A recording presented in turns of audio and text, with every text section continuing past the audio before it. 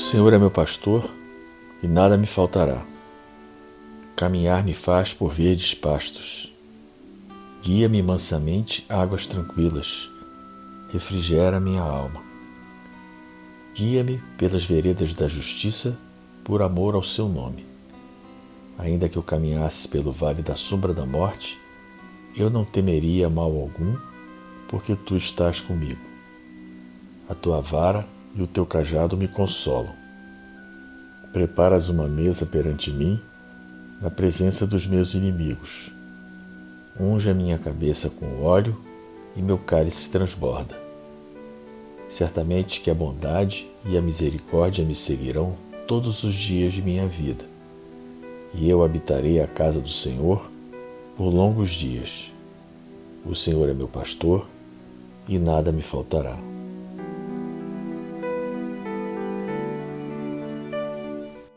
Rujam tempestades em torno de teu caminho, tranquiliza o coração e segue em paz na direção do bem. Não carregues no pensamento o peso morto da aflição inútil. Refugia-te na cidadela interior do dever retamente cumprido e entrega à sabedoria divina a ansiedade que te procura, a feição de labareda invisível. Se alguém te recusa, aquieta-te e ora em favor dos irmãos desorientados e infelizes. Se alguma circunstância te contraria, asserena a tua alma e espera que os acontecimentos te favoreçam. Lembra-te de que és chamado a viver um só dia de cada vez, sempre que o sol se levante. E por mais amplas se te façam as possibilidades, tomarás uma só refeição e vestirás um só traje de cada vez nas tarefas de cada dia. E embora te atormentes pela claridade diurna, a alvorada não brilhará antes da hora prevista. Embora te interesses pelo fruto de determinada árvore, não chegarás a colhê-la antes do justo momento. A pretexto, porém, de garantir a própria serenidade, não te demores na inércia. Mentaliza o bem e prossegue na construção do melhor, como quem sabe que a colheita farta pede terra abençoada pela charrua. Sejam quais forem as tuas dificuldades, lembra-te de que a paz é a segurança da vida.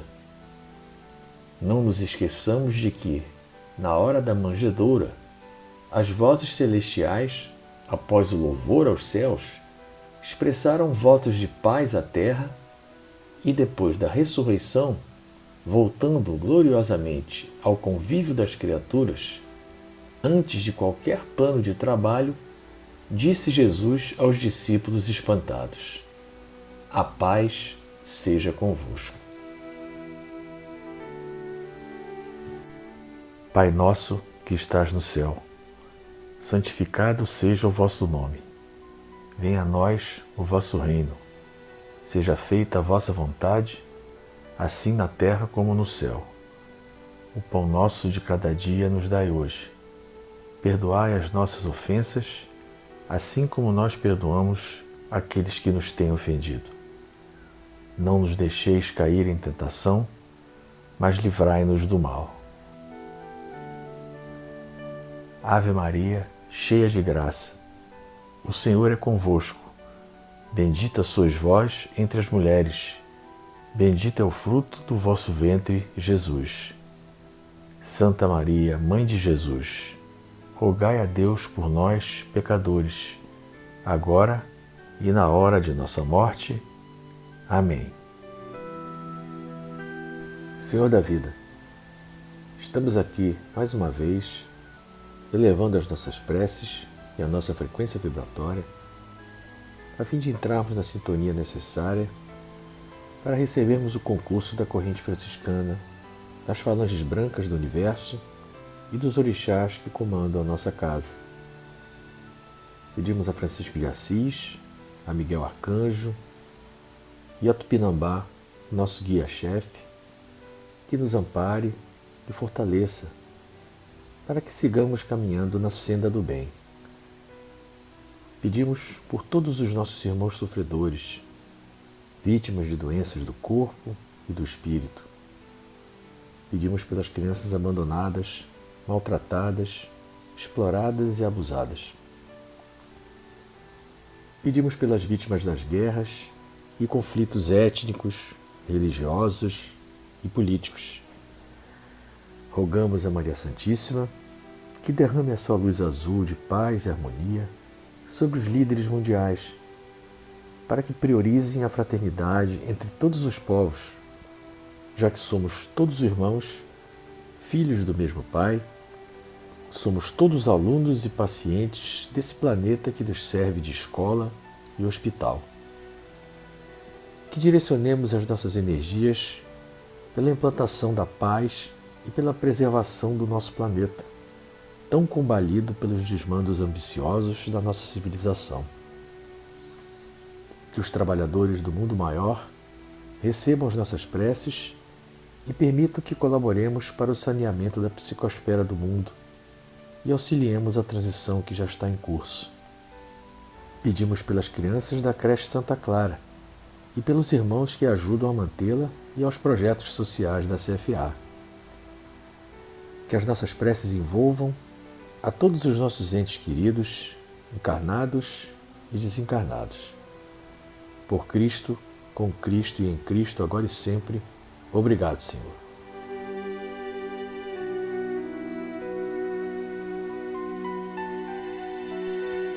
Queridos irmãos, bem-vindos a mais um Evangelho virtual da Casa de Francisco de Assis.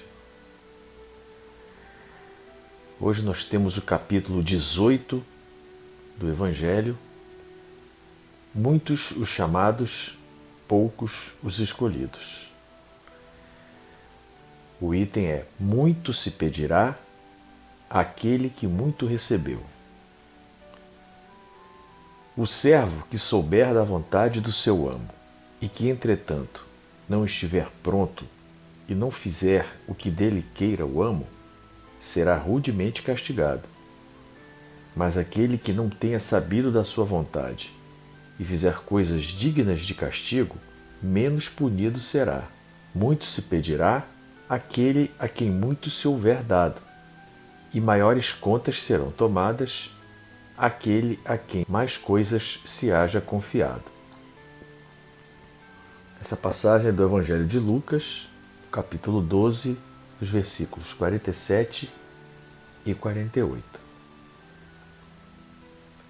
Principalmente ao ensino dos Espíritos é que estas máximas se aplicam. Quem quer que conheça os preceitos do Cristo e não os pratique, é certamente culpado. Contudo, além de o Evangelho, que os contém, achar-se espalhado somente no seio das seitas cristãs, mesmo dentro destas, quantos há que não o leem, e entre os que o leem, quantos os que não o compreendem? Resulta daí que as próprias palavras de Jesus são perdidas para a maioria dos homens. O ensino dos Espíritos, reproduzindo essas máximas sob diferentes formas, desenvolvendo-as e comentando-as para pô-las ao alcance de todos, tem isto de particular: não é circunscrito.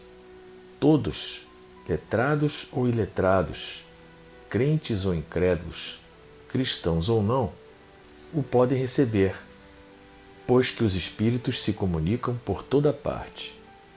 Nenhum dos que o recebam, diretamente ou por intermédio de outrem, pode pretextar ignorância. Não se pode desculpar nem com a falta de instrução, nem com a obscuridade do sentido alegórico. Aquele, portanto, que não aproveita essas máximas para melhorar-se, que as admira como coisas interessantes e curiosas, sem que lhe toquem o coração, que não se torna nem menos vão, nem menos orgulhoso, nem menos egoísta, nem menos apegado aos bens materiais, nem melhor para o seu próximo, mais culpado é porque mais meios têm de conhecer a verdade. Os médiuns que obtêm boas comunicações, ainda mais censuráveis são se persistem no mal, porque muitas vezes escrevem sua própria condenação e porque, se não os cegasse o orgulho, reconheceriam que a eles é que se dirigem os espíritos. Todavia, em vez de tomarem para si as lições que escrevem, ou que leem escritas por outros, têm por única preocupação aplicá-las aos demais, confirmando assim estas palavras de Jesus: vedes um argueiro no olho do vosso próximo, e não vedes a trave que está no vosso. Por essa sentença, se fosseis cegos, não teríeis pecados, quis Jesus significar que a culpabilidade está na razão das luzes que a criatura possua. Ora, os fariseus, que tinham a pretensão de ser, e eram, com efeito, os mais esclarecidos da sua nação, mais culposos se mostravam aos olhos de Deus do que o povo ignorante. O mesmo se dá hoje. Aos espíritas, pois, muito será pedido, porque muito hão recebido. Mas também aos que houverem aproveitado, muito será dado. O primeiro cuidado de todo espírita sincero deve ser o de procurar saber se nos conselhos que os espíritos dão, alguma coisa não há que lhe diga a respeito. O espiritismo vem multiplicar o número dos chamados. Pela fé que faculta, multiplicará também o número dos escolhidos. Essa passagem do Evangelho se refere à responsabilidade que nos é conferida por conta do nosso nível de consciência. O livre-arbítrio, que é um instrumento que nos permite escolher o rumo que damos à nossa caminhada, é que vai definir o tamanho dessa responsabilidade. Responsabilidade essa que é diretamente proporcional à nossa consciência. À medida que nós evoluímos, vamos adquirindo conhecimento e acrescentando verdades e convicções ao nosso comportamento. E as nossas escolhas, os nossos pensamentos e atos são baseados nisso. Quando Jesus afirma que muito será pedido a quem muito foi dado, isso significa que as consequências das nossas ações serão julgadas de acordo com o nosso nível de consciência. É como comparar uma criança com um adulto. A criança, quando tenta, por exemplo, colocar o dedo na chama de uma vela, não tem consciência de que vai se queimar, ao contrário do adulto. Ou seja, existem decisões que nós tomamos sem saber quais as consequências que virão. E existem as que nós sabemos exatamente quais serão os efeitos. E é dessa forma que a lei de causa e efeito nos julga. Hoje em dia, com a quantidade de descobertas e revelações que se tem disponível e a facilidade de acessar essas informações, está cada vez mais condenável nós tomarmos decisões equivocadas. E o Evangelho se refere mais especificamente a alguns espíritas, que mesmo com a visão mais clara e lógica que o Espiritismo proporciona, sobretudo através do intercâmbio cada vez mais frequente com o plano espiritual, através de livros e comunicações mediúnicas, tendem a aplicar esses ensinamentos e conselhos aos outros, antes de avaliar se o recado não é para si.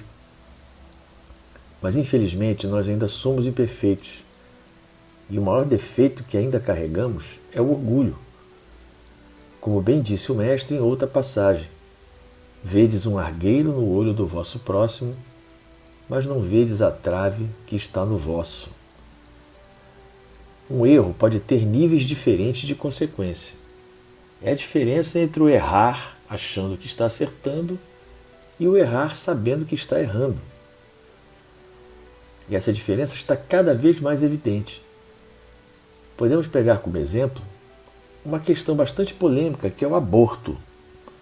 Aquele que é provocado por uma mãe que não acredita na reencarnação, que estando numa situação difícil, acha uma loucura, uma crueldade trazer uma criança ao mundo sem condições de sobrevivência.